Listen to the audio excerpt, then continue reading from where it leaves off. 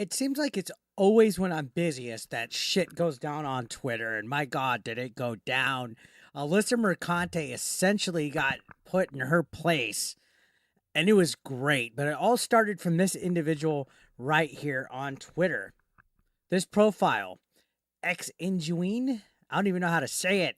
Apparently, they're a Twitch YouTuber with their pronouns, but they got like four of them: she, her, they, them, and yeah, 22.2K followers. Well, they put out a tweet that kind of trended, went a little viral, and it was quickly debunked. They claimed that they worked in the gaming industry in UX R&D and that they did game production and they worked on various software and hardware for Xbox, that they now work as an independent media producer and had the privilege of working on the Dota International's 2023 and other gaming media projects. And they put Ori and the Will of the Wisp, which is a great game, great, fantastic game.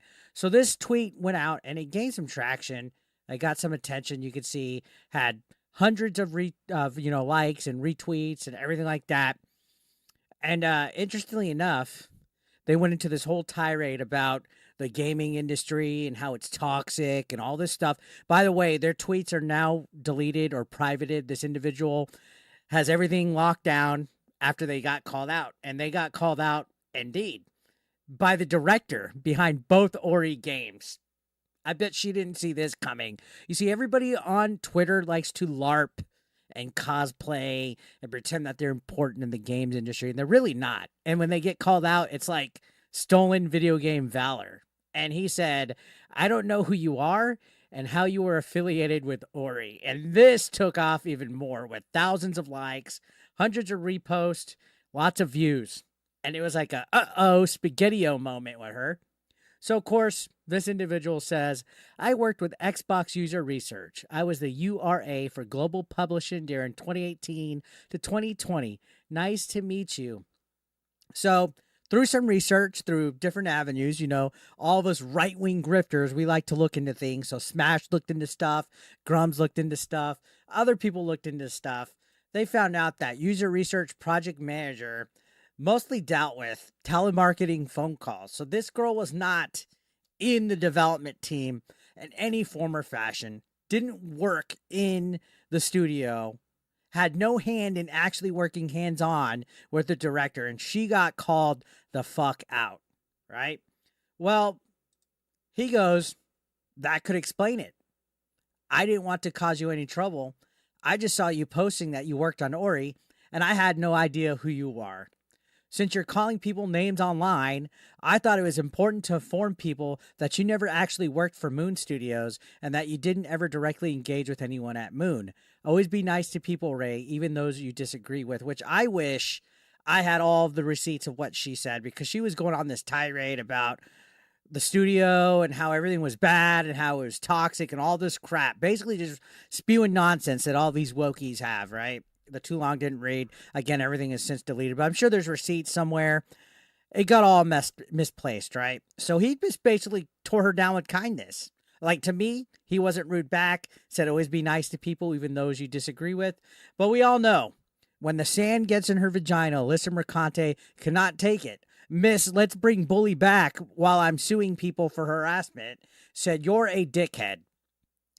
And Thomas, with the clapback of the fucking century, says, I don't know who you are, ratioing her with 6.4K likes to her 462. You see, this is the problem with Alyssa Mercante. She thinks she's some kind of special, like, immune to criticism. She's allowed to talk to everybody how she wants. She's professional. Remember, she's the senior editor at Kotaku. She's representing a gaming journalist website. She's a lead reporter. She's a senior editor. She doesn't have any professionalism, no decorum. She literally cries when people are mean to her, when people make videos about her, when people are chauvinistic and misogynistic and all this crap. But she could openly just flat out call somebody a dickhead. And she's the one that wants to bring back bullying, but she's also threatening to sue Smash and threatening to sue Kiwi Farms. She's the most thin-skinned, insufferable cunt I've seen in my life. ratioed. Like, this made my day. I was out of town yesterday when this happened, and I was like, my God, like, if I could buy this guy Thomas a drink, I would do it, because he effectively shut her the fuck up. For almost a full day, she had no response to this until she finally came out and said, maybe you forgot. And she answered him, right? Giving, I guess, a script from a hit piece that Kotaku or she might have wrote, talking about how he argued with veterans that he brought in, and he changed his mind about decisions they made and that they would overrule them, and all this nonsense, right? Stuff that naturally happens when you're working in a studio as a director. You're going to disagree with people, and you're going to go the right route that's best for business. But these people, special little snowflakes like Mercante, don't understand that. You immediately tell a special snowflake, no, it's the end of the world for them, and you're oppressing them, and you're holding them down. So she wrote a hit piece back in the day, I guess, apparently, and this is where he clapped her back so bad that she waited till today, or yesterday by the time you're watching this, because I'm uploading this Friday. She waited till later in the day on Thursday to explain why she called him a dickhead. But check this out. Hey, Alyssa. You're apparently a journalist from Kotaku, so I'm guessing you haven't worked in actual game development yet.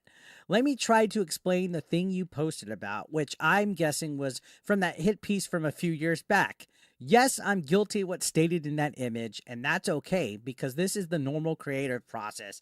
Fucking owning it, shutting down the smear, and it's right. During the creative process, if you're the director, you're going to go the best route. And I think a lot of wokies need to learn that, because if you look at Acolyte, the MCU, Star Wars, even video games, all that shit gets shut down because these creative directors want to appease and appeal to a modern audience of woke people that they're afraid of offending. That's honestly what it is, and that's why the writing sucks now, because they're too worried about DEI and representing stuff and all this crap. And Alyssa Mercante cannot comprehend that. She writes for a living. She cannot comprehend how the writing process works and how things are delegated. She's a senior editor, and she cannot comprehend how life works. Think about that. Now, going on, he goes, we brought lots of veterans into Moon because generally great people want to get the opportunity to work on great projects, and that's our goal at Moon. We always set out to create the kind of games we'd love to play ourselves that fill some hole in the market, because for some reason these holes haven't been filled yet. And so we're all incredibly passionate about what we do.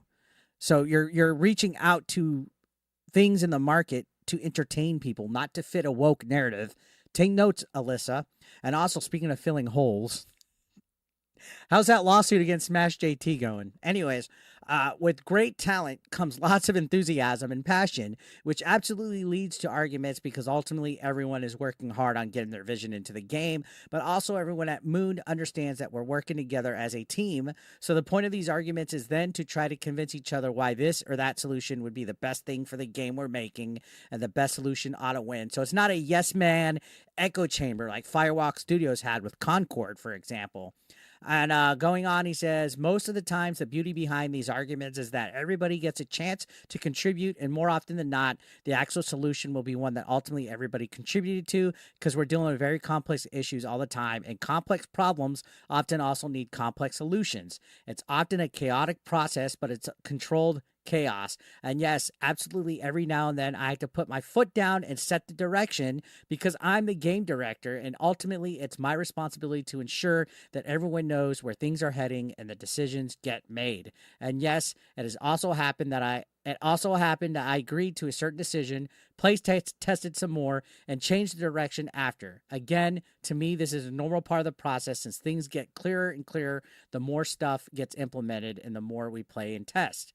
To me, all this is just how creative work happens. It can be painful, but my job, like any good director, is to understand what's going on and make sure the right decisions get made, even if some work might get rendered useless in the process. See here, even Miyamoto is guilty of that. And of course, Miyamoto's done stuff like Star Fox Adventures, Earthbound, and shut down projects in the past. Again, Alyssa Mercante, so used to probably getting her way, she's a moron.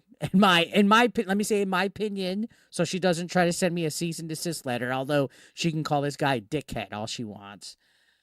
A few years back, we hired some folks that didn't really fit our culture, so we had to part ways with them, and then this article happened. It was a hit piece by Kotaku. Wasn't a great feeling to see some ex-Moon folks talk badly behind our backs, but ultimately it just made it clear that these folks shouldn't have worked at Moon in the first place, and I hope they're happier now wherever they landed.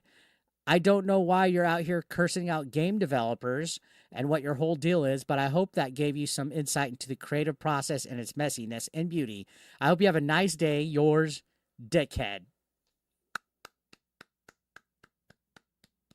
My fucking God. Props. And Smash said it right here for me. Thank you for being the voice of reason the industry so desperately needs after it's been invaded by these activists who care not for the games but their own personal agendas. No better example of that than this right here today.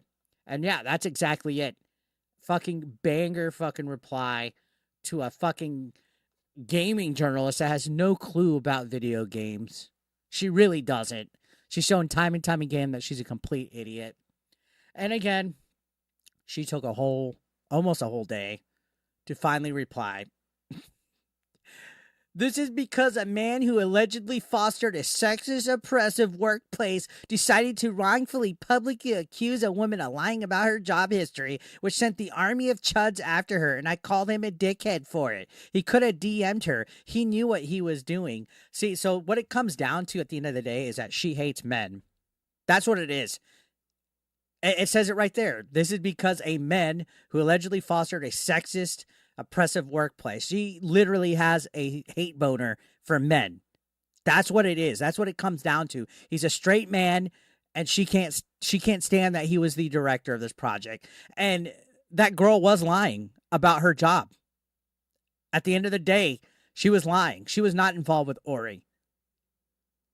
And it's funny, he could have DM'd her. He knew what he's doing. How many people could you have DM'd? How many people could you have reached out to privately that you've sent your fucking jerk-offs like Kate Bush and whoever else out there, Wash Your Crack and all those idiots? You're not a fucking angel. Who the fuck are you to tell people how to handle their call-outs on social media? At the end of the day, you're only bothered by it because he's not woke. He's not lefty. He's a right-wing grifter, probably, in your book, because he called you out. But the main reason why you're upset is because it's a man. And that man put you in your fucking place. And all you had, instead of an intelligent argument, was to call him a dickhead and to make it about being sexist. You didn't have one substance of a solid argument and anything. And even then, this had nothing to do with you. And you felt the need to chime in because all you are is an attention whore. That's ultimately what it came down to. That's ultimately what it came down to. And you want to scream harassment. You want to scream that people are stalking you. You want to scream defamation. Yet you continually push and push and push and antagonize people and say bring back bullying and just trash people. But when it's done to you on equal or lesser footing, it's the end of the fucking world for you because you're fucking weak. You are weak-minded. You're pathetic. And you literally have no business being involved in the gaming industry because you're not with any kind of ethic, any kind of integrity. You are literally the worst person I've seen to have a title of a senior editor at anything because there's nothing professional about you. Anyways, guys, this was great to fucking see her be put in her place to where she had to think about this tweet. She literally seethed and stewed over to make this response against being clapped back. And good on Thomas. So let me know your thoughts, guys, down below. Subscribe if you haven't. I'll see you on the next one. Thank you so much for watching.